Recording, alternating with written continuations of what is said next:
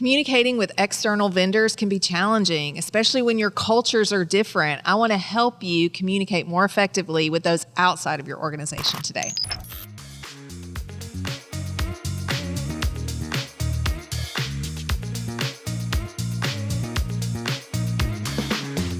Welcome back to the Help for Leaders podcast. I'm Stacey Harris. Before we dive into today's episode, click here to subscribe, hit that thumbs up and ring that bell so you're notified each week when we post new content. Today, I've got Ali Soard joining me on the podcast. Welcome, Ali. Hello. Thank you for having me. Yes, super excited. So I work with Ali basically on a daily basis almost, or a weekly basis at least. She is the individual behind all of my posts on social media. She's creating all of that great content. We partner together. And so I thought, what a fun way to have a podcast episode, because I know many of you partner with outside vendors that you're communicating with that aren't internal, that you're not seeing face to face, that you don't even have direct communication with. We communicate a lot via email. Yep. We'll also text. We do a few things. Sometimes we have to pick up the phone and have a conversation. And so I want to talk more about that. I want to talk to you about your own communication style, some of your preferences, because I know you've taken all of the assessments, and maybe even some things that you've learned in the last year. I know that about a year ago, I had your team on a table talk conversation that we did a series on the podcast, and you were out on maternity leave during that conversation. And so you didn't get to participate then. And then you took some time off with your child. How old is she now? She's 1 now. Oh my goodness. Crazy. It has Happened been a year. so fast. It did. It did. So let's just, first of all, Ali, why don't you tell me about your role, a little bit about yourself, and start from there. So I am Ali. I work for IncreaseU. I help Stacey do all of her social media. I'm an account manager, a creative designer. And so that's been a lot of fun to kind of get in that world and help produce this, help with the social media. I have been married for 5 years. My husband is a youth pastor. He's bivocational, so he also does like demo reno. We have a 1-year-old daughter, which has been amazing. I'm originally from Colorado, but my family moved to Texas 11 years ago to plant a church. So lots of change, lots of being everywhere. And so that's a little bit about myself. Yeah. Well, Ali, it's been fun to get to know you over the past year and to work with you. And so I know that you and I both enjoy communication and having fun. Ali has a style that is similar to mine. Your natural style is that outgoing communicator.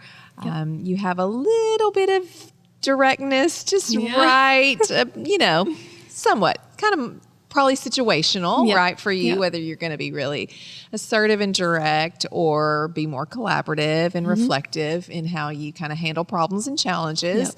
And then on your driving forces, you love that instinctive side of knowledge, leaning into your gut instinct and relying on intuition. And then you're also commanding. You want to lead out. You want to take charge and be in control of your own destiny. And so I love that about your style. You're also very selfless. You just love getting things done, which I love. Not about my podcast and about the posts for social media. You are all about getting those done in such a great way. And so I've loved partnering with you. But let's talk about some of our communication. So because we don't office together, we see each other once a month when we produce these, and then we email a lot back and forth.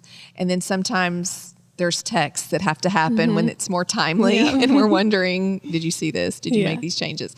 And so how's that been for you? How's that form of communication been for you? Yeah. So I am not an email person at all.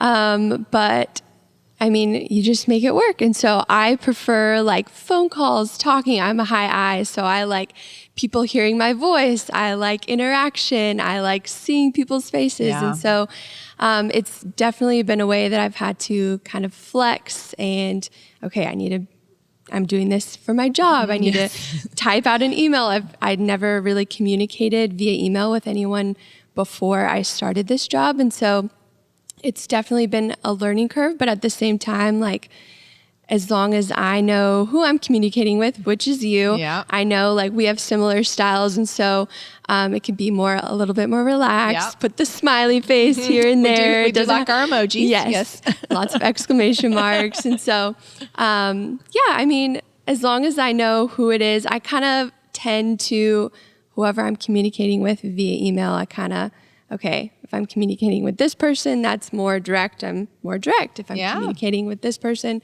So I don't know. Email is email. It's hard to sometimes figure out how to say what you're really, really trying to say. But yeah. And I know there's times where I am in the middle of 5 things and you're needing an answer and I haven't responded to your email. And so then you'll shoot me that text. And then my email could be very abrupt because I'm just like, answer the question because I've got 10 other things that I'm doing. And I think you know me well enough now to realize, oh, she's in her high D mode and let's get this done, and I don't have there's no time for niceties. It's just, here's the content because we are so driven by a task.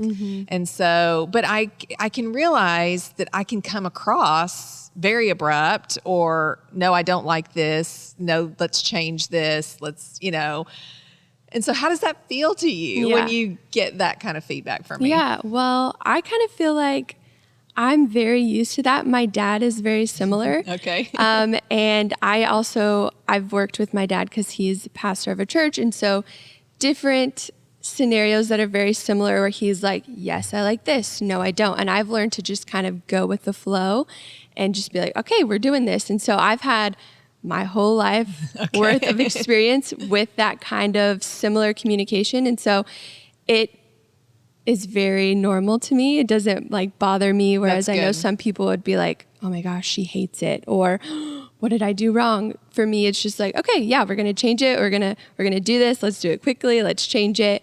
That hasn't really been like weird to me because I'm kind of used to that.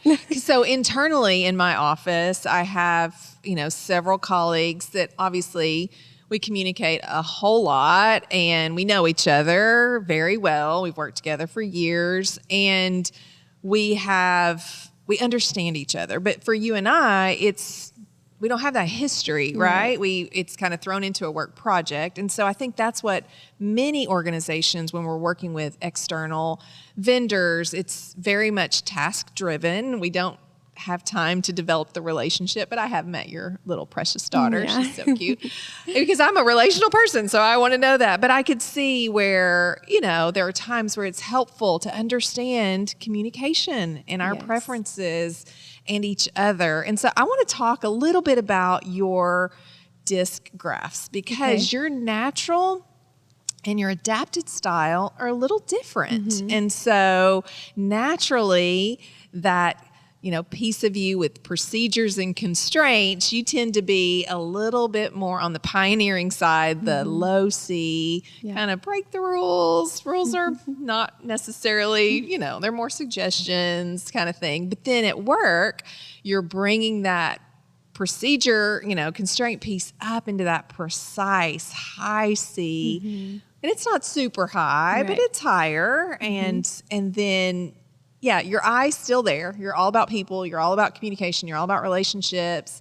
So tell me about that. How does that feel for you to be bringing that aspect of your communication? Yeah, I've definitely noticed in a work environment, I definitely tend to change a lot. Whereas if I'm not in a work environment, I'm just kind of like, different. I think you're more conscientious, right? I mean, you seem to be a lot more conscientious of the person that for me, I feel that in the posts, even the social media content, when you're writing content, the creative part of that, you bring that in, but then you're also very conscientious, and then there are procedures that are in place. I mean, we have a worksheet that we work through, that we go back and forth signing off on all of the content. And I'd say that structure piece is probably not something that's really natural for me.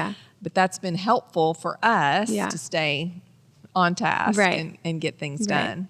Yeah. So is that pretty consistent? Do you feel like that helps, that structure piece helps you at work? Yeah. I feel like at work, being structured like that definitely helps, especially now that I'm a mom and there's a million things like going on in my brain between taking care of my baby and working full time at the same time. Having that structure and knowing exactly like, okay, this is how this needs to go. This is how I need to communicate correctly here.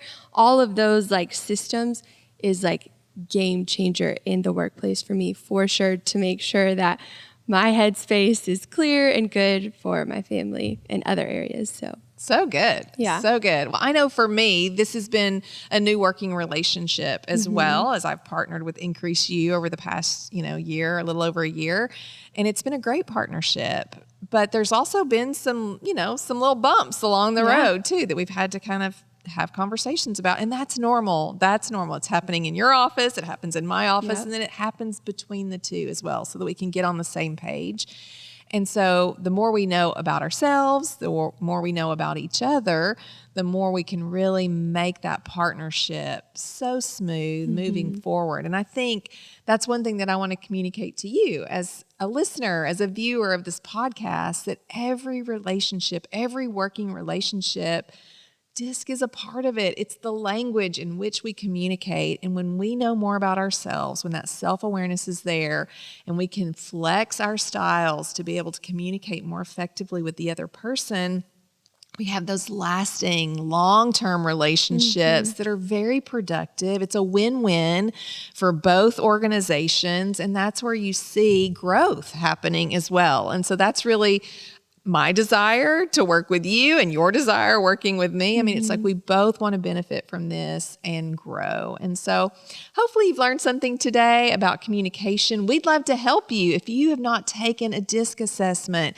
click the link in our bio. We've got a free work from home report. Even if you're not working still from home, it's got some great content in there to give you more information about your own communication style. And then reach out. We'd love to help you take it to the next step to really be able to understand yourself and understand your team and even your external partners of who you work with.